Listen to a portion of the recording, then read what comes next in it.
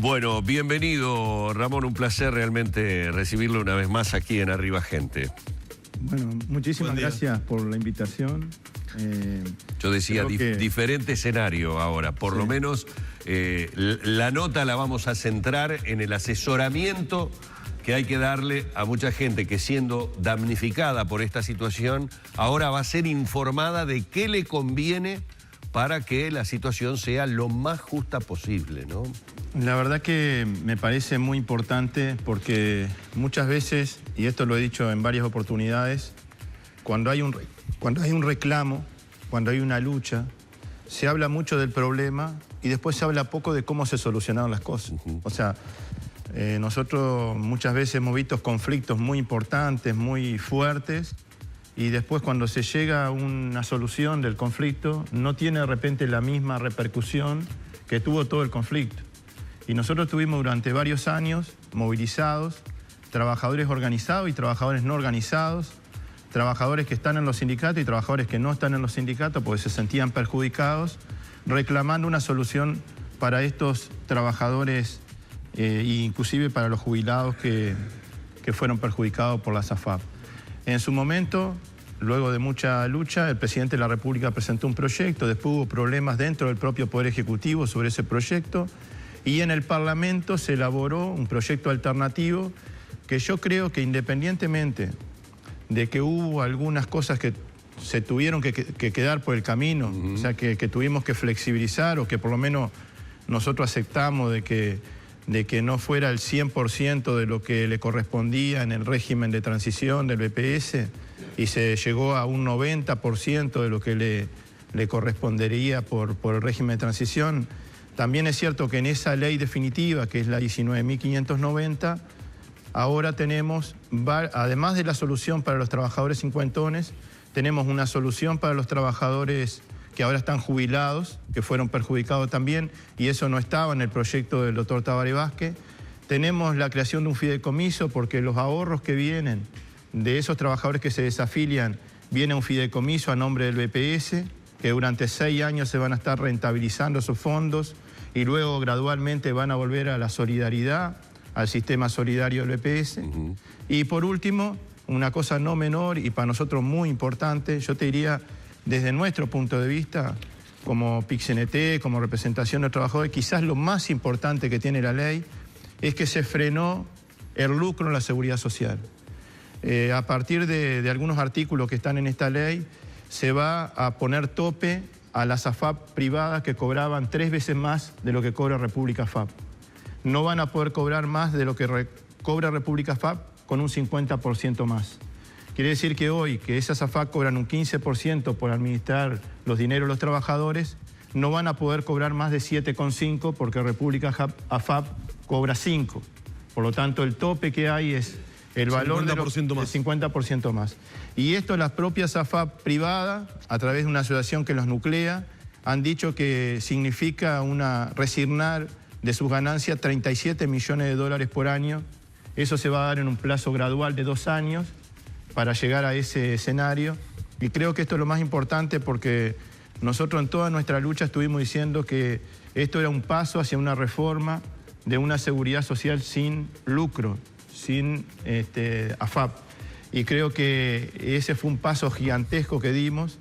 Me parece que esta ley es un hito dentro de un proceso muy largo de trabajo para la seguridad social.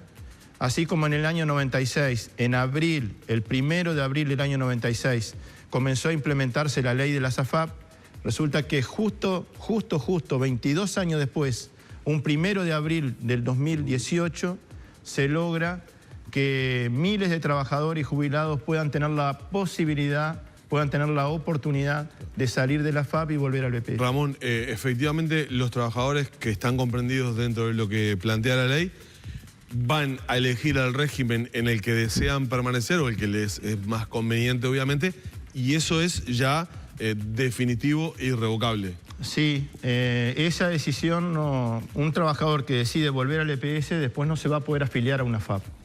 Y un trabajador que desea, después del asesoramiento, permanecer en el sistema mixto, o sea, en el sistema, en el régimen de ahorro individual, si después de este asesoramiento decide quedarse donde está, no va a poder en otra oportunidad, por lo menos si no surge otra norma, ¿no? Ojalá que logremos en algún momento eliminar el lucro en la seguridad social. Pero digo, por ahora, de acuerdo a esta norma, si alguien decide quedarse en la FAP, no va a tener otra oportunidad en el marco de esta ley.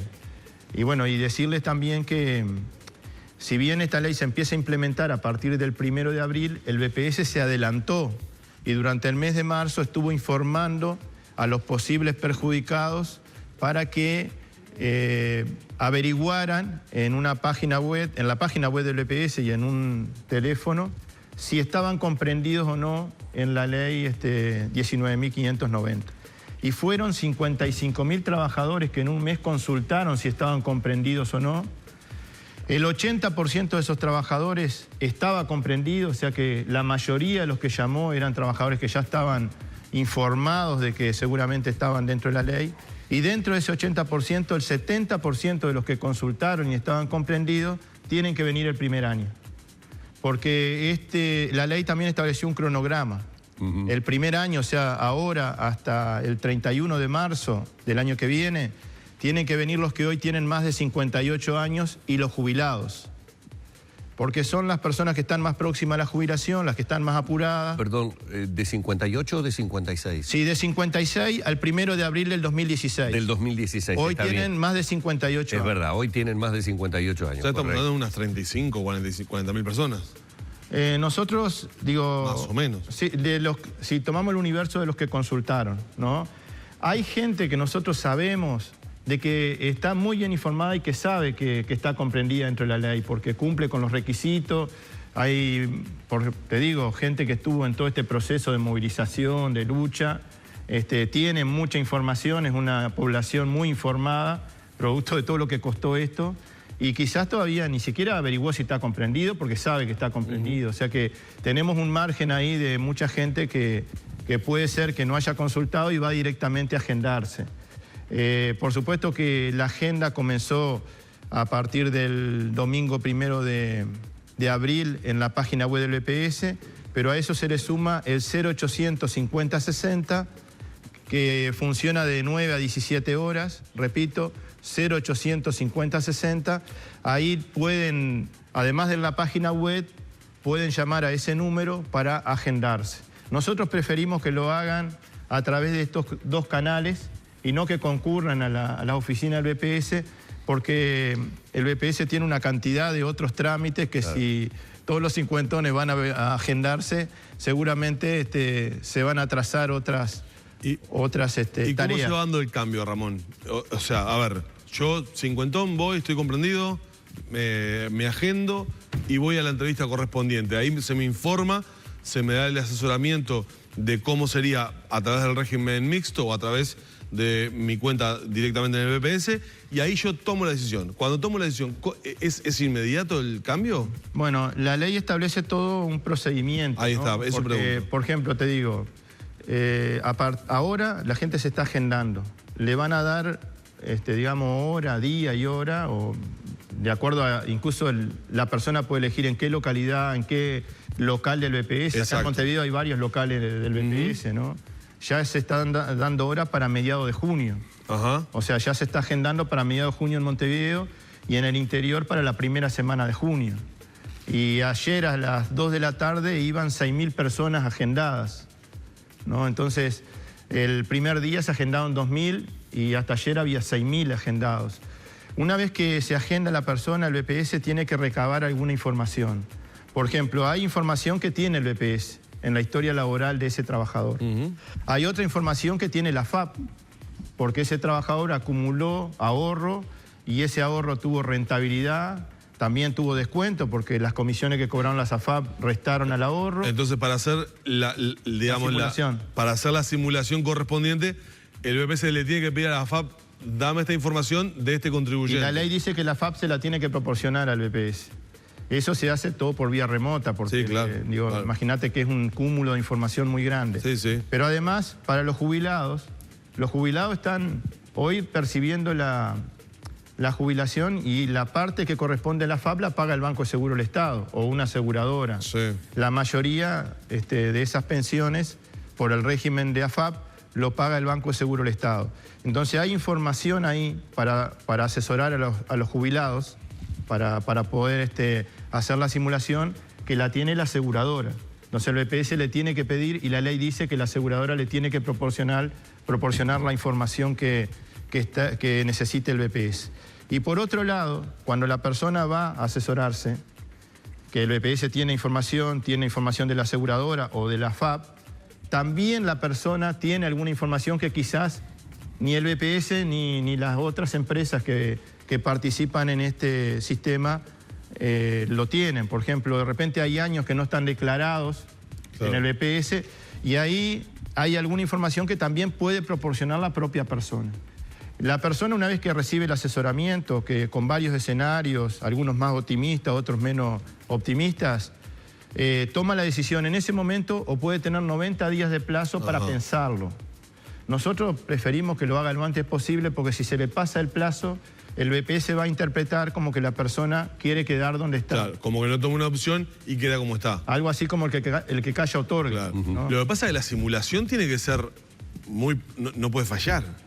Y porque la gente toma decisiones en función de eso, ¿no? Desde diciembre hasta ahora, el BPS estuvo trabajando los simuladores y estuvo poniéndose de acuerdo con criterios. La representación de los trabajadores del Estado, de alguna forma, participando muy de cerca en conocer, no la elaboración, pero sí en conocer cuáles son los supuestos que se van a tener en cuenta, porque sobre todo para el ahorro individual hay una fórmula para calcular la jubilación por el régimen AFAP que es muy compleja, donde hay que tener en cuenta el ahorro, pero también la comisión que me cobraron, la rentabilidad que obtuve, la tasa de interés técnico que me aplican las aseguradoras, la expectativa de vida de cada trabajador. O sea, hay una cantidad y ahora incluso con algunas incertidumbres que hay, porque tanto la tasa de interés técnico como la expectativa de vida son tablas dinámicas que se van actualizando en forma automática, digamos. Son tablas que el Banco Central acaba de... Más que automáticas, convenientes. Bueno, sí, porque en el ahorro individual los números tienen que dar sí o sí. Y ahí está... El Banco Central hace poco nos dio 2 años más de vida a todos, afortunadamente. Siempre las variables hacen para que tratan de buscar de que el sistema financiero funcione bien, como dice el Banco Central, que su preocupación es que estas instituciones que forman parte del sistema financiero funcionen en armonía y no tengan ningún tipo de sobresalto, pero eso, lo hemos dicho en otras oportunidades, tiene un precio muy alto porque para que los números den en el ahorro individual, siempre la variable del ajuste son los trabajadores o son los jubilados. Bueno, lo que queda claro, Ramón, es que de aquí en más, a partir de este 1 de abril, vamos a estar hablando, vamos a estar informando sobre los diferentes plazos que tienen que ver con la edad que los trabajadores tenían a abril del año 2016. Hay tiempo. Está bueno que lo hagan cuanto antes, obviamente, para ir agendándose y teniendo claro qué es lo que más le va a convenir. Acá lo que le tiene que quedar claro a la gente es que van a ser debidamente informados, debidamente asesorados. Cuando se habla de las simulaciones, que se le va a decir, si usted se jubilara hoy va a cobrar tanto por este régimen y va a cobrar cuánto por este otro régimen. Y la persona con total libertad va a poder decir, me conviene, no me conviene. Yo creo que pasa por ahí. Eso es lo más importante también, otra cosa importante de esta ley, es que se le devolvió esa libertad que le habían quitado a la gente. No importa, independientemente de lo que decida la persona, ahora la persona tiene la oportunidad o tiene la libertad de optar entre la solidaridad y el ahorro individual. Yo te quiero decir, para finalizar, que nosotros dijimos que esto era un paso hacia una reforma estructural. Y ya el año pasado estuvimos trabajando en un nuevo paso, que es la construcción de una agenda para discutir una reforma integral de la seguridad social. Nosotros este año vamos a estar trabajando en 2 direcciones. Primero, informando sobre todos los derechos que hemos conquistado. Y segundo, hablando de las cosas que faltan, porque en seguridad social todavía hay mucha cosa para mejorar, y vamos a construir esa agenda este año y vamos a difundir los derechos este año, las 2 cosas juntas. Y el próximo 13 de abril, en el Centro de Estudio del BPS, el compañero Hugo Bay economista, integrante del equipo de representación, va a presentar un trabajo que es un análisis crítico a la opción de aportar de acuerdo a lo que dice el artículo 8 de la ley, que es el que establece la afiliación voluntaria y bueno, y eso trae algunos problemas que vamos a hacer una presentación. O sea, resolvimos el tema de los cincuentones, pero seguimos luchando por una seguridad social más justa, más solidaria y sin AFAP. Muy bien, Ramón, muchísimas gracias nuevamente por estar aquí en Arriba Gente, ¿eh? Muchísimas gracias a ustedes. Así hemos dialogado una vez más con el representante de los trabajadores en el directorio del BPS.